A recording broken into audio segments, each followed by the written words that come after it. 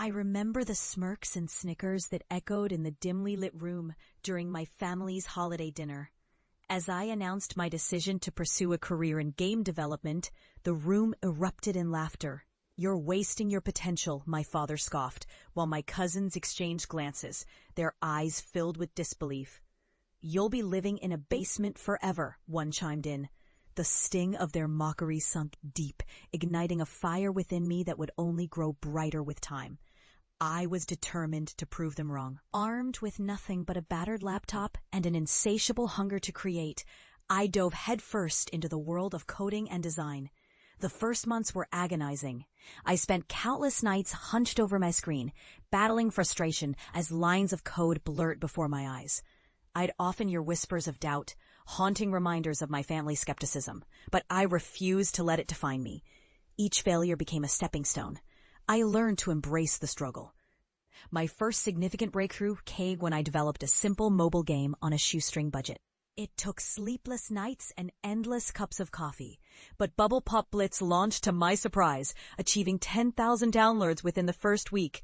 It wasn't much, but it was a taste of success that fueled my ambition. I was no longer just the dreamer. I was an innovator. With each new project, I absorbed everything I could about the industry, networking tirelessly at local events and showcasing my work in online communities. I honed my skills, transitioning from a novice to a freelance developer.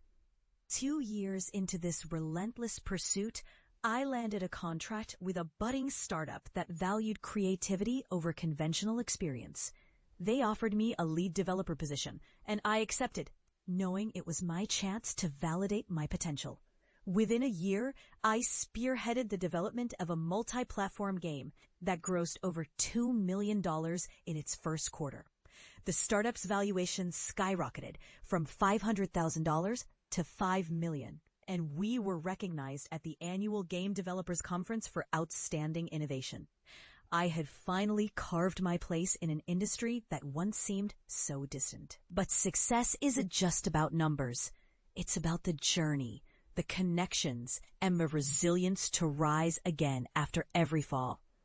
As I achieved milestones, attaining a title of senior game designer and presenting at industry panels, I felt the weight of my family's skepticism lifting.